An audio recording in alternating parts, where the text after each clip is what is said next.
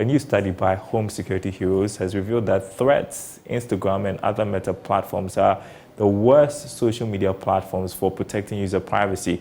The study also showed that Meta platforms, particularly Threads, Instagram, Facebook, and Messenger, collect 86% user data for advertising and marketing purposes, which is way more than any other social media platform does. Henry Kobler is lead for Eyes of Africa and joins us for Let's Talk Tech. Good afternoon to you. Great to have you, Henry. How concerned should we be about this study? Thank you very much, Daryl. So I think that when Thread had come into force and that basically had the interest of a lot of users, we had actually spoken about it and then I had indicated that when a product comes in, usually the most important thing you should do is to understand the mother company of the product. Really, everyone looked at Facebook and what they've been. If you understand Facebook advertisement models, the strategies in marketing and all of those things, it was one of the things that you would definitely envision. They were only playing on the complaints and then the new enforcement in terms of the manipulations which were coming in from Twitter, and then certain implementations which users which were accustomed to the old Twitter were used to. And so they just thought that it was just one of those things where they could definitely get users to jump onto a new platform. But even looking at the mother company itself, you're going to sort of understand that they were coming in a different force. I mean, if you looked at one of the terms and conditions where they have placed it, to delete Thread meant that you would have to delete your Instagram. And they knew that people had their Instagram, accounts grown to the extent that they wouldn't want to delete their Instagram account.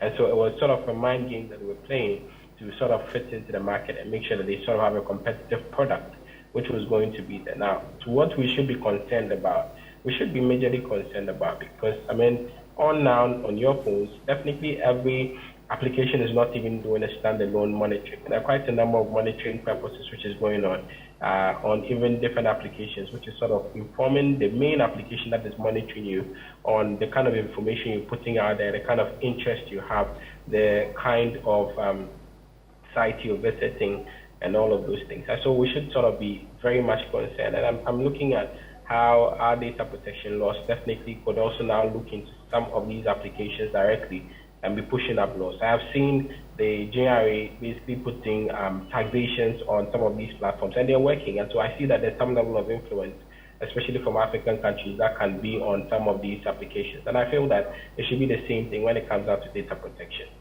Well, so this week, the Data Protection Commission has been carrying out an exercise to clamp down on institutions not complying with the country's data laws. I'm just wondering, though, how compliant are tech firms here in Ghana, do you think? So I think that we could have a lot of improvement.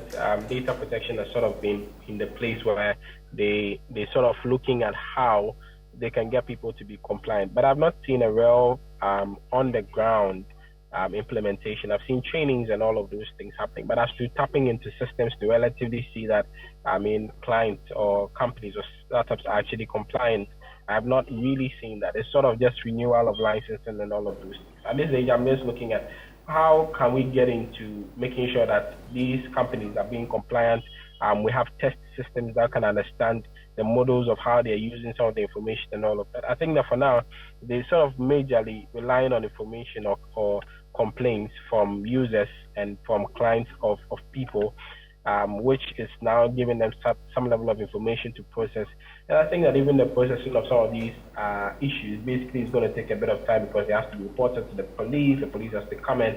How many people are just going to, go through that whole process just because they've just had a text message because they give a data to a particular client and a particular client keeps sending them the data, or they've actually had to give them their address and then the address is being used to harass them physically. Some of those things are the things we have to start looking at. How can we have a major implementation and structure which can actually make sure that the people that are taking information using any applications basically adhere to data protection laws in Ghana? 30 seconds, if you can, Henry. How can social media users protect themselves from data breaches? Majorly, very first of all, when you basically jumping on any social media application, first thing, read the terms and conditions. And the thing that a lot of people don't do, but these are inherent points where you're having a lot of information coming in. The second thing is that you should yourself be very sure that the information you're giving to any application is not too detailed. I mean, some information that we give out, some applications are not really needed. It's not that important, but we sort of put in a lot. And again, you should also remember that now there's AI, there's machine learning and all of those things. Quite a lot of people like to post unnecessary stuff on their social media platforms and all of those things. And I think that becomes a big of an issue for us, because we realize that when we're in that regard, you actually giving yourself the data to, artificial intelligence, machine learning applications, which they are not manned by humans, but they do sort of understand, have emotions towards the information that you're giving them. So we should just generally be careful. All right. Thank you so much for joining us, Henry Kobler, lead for Eyes of Africa. You're watching them.